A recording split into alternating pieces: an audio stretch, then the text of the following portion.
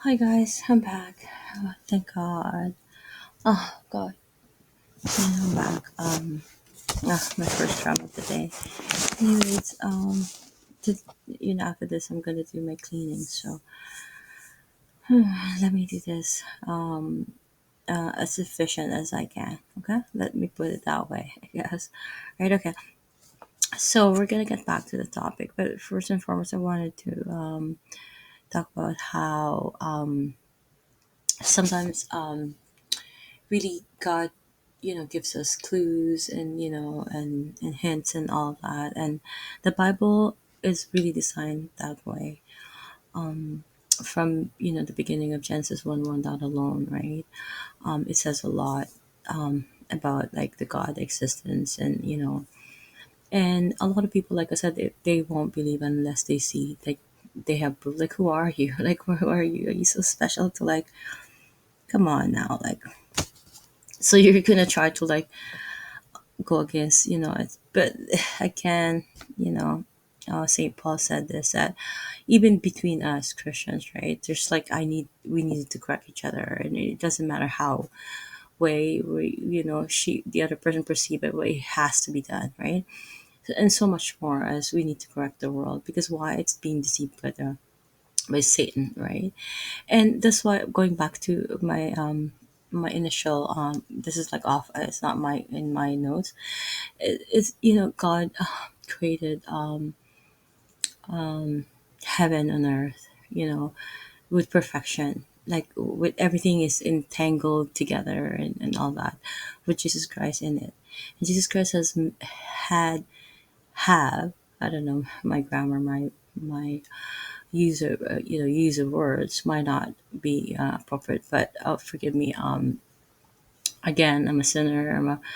I'm a dirty. I'm a lawyer.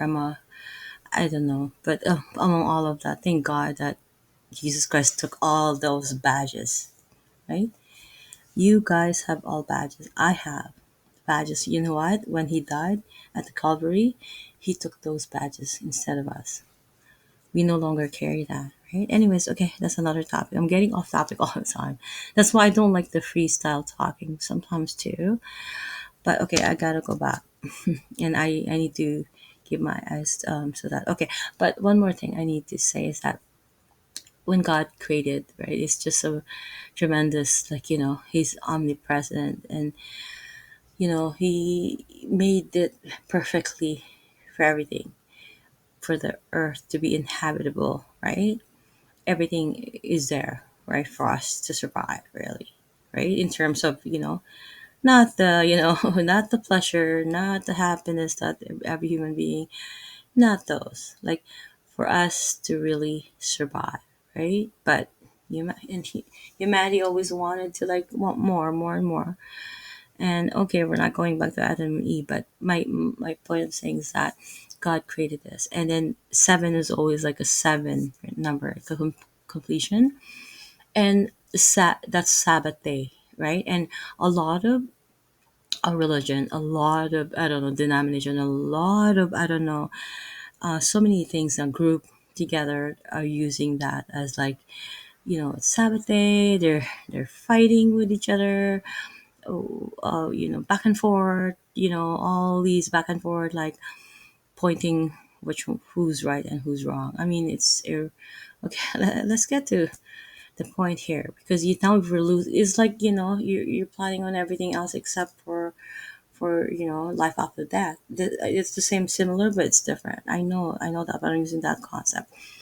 Let's go on to the most important thing, and and try not to fight with each other just because of a point. And again, pride really kills humanity in so many ways. Pride always, like, exists in humanity, and is always the cause of conflict, the root cause of it. But anyways, okay, I'm getting off the topic. Okay, so again, Sabbath really is Jesus. There's no more such thing as Sabbath. Okay, this is so broad, and this is so basic for me to say this. I'm just gonna say that everything, like, those, when the history, that the Ten Commandments, that of course we follow it. It's again beyond, what you want, what your conscience tells you, right? And it's good to follow them, right? But this is okay, the history of, offering animals and all that. We no longer need that. Jesus really offered himself already. He was like the animal offering that, the Old Testament, right? He's now he already offered him his own body and blood, right? We know all the Calvary story, right? And then the Sabbath day, because there's so many. I'm not gonna even say so many things that Jesus is, right? But the bottom line here is the Sabbath is He is now our Sabbath, our rest, our resting peace, a completion, right? That's why there's 7 days, because now we're renewed. Every day you should be renewed, renewed in Jesus, right? And again, the seventh day, right, is a completion. And then you start again and you start again. And that's how life is. You're just gonna have to push it and fight. It's like a warfare, right? You know, anybody who believes in Jesus Christ knows this, right? It's like you're battling you get against evil, really, not against humanity. Because why? I say this to my children from when they're young, right? Humans, right? Pets, buildings, they're being used by Satan. So in total, bottom line, they're not really the enemy here. It's really Satan. You really cannot fight that. Again, stay away from that, because if you get involved with that, that means you're letting Satan win, right, over you. And now Satan's gonna continue to use your family. Satan's gonna use your pets. Satan's gonna use your, I don't know, building, property, whatever. Satan is the culprit of all, right? Right? So we need to understand that in our tech head. So if the minute you understand, I always say it in and my kids are like, oh my god, mom's so random. But I need to say it. I don't care. If I sound like I don't care. But anyways, let's go back to the topic. Okay, let me get an on here. We understand now that Jesus is the Sabbath, right? Right? I don't know if many people, I'm not done yet, I think. Many people have all these, like, politism, or so many gods that they pray to. Do you really feel like Sabbath in that moment when you pray, or no? Because when I call upon Jesus, He's there. He's my Sabbath. He's my rest. That's why I can move on. Otherwise, trust me, there are so many things going on in my life that I'm able to accomplish them because of not my own strength, not my own understanding, not anything but Jesus Christ. So my question here is just to anybody. You guys are my brothers and sisters, right? Not my brothers and sisters in Christ, maybe, but as an overall earth sense, right?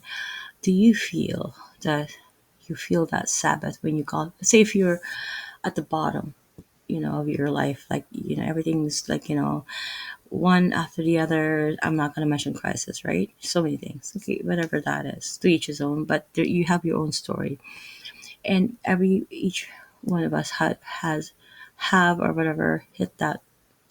I need to. It's too late. I need to go shower, and I woke up and then I'm on camera here, but whatever. I don't care. And I don't wear makeup at all forever and ever. I don't like it.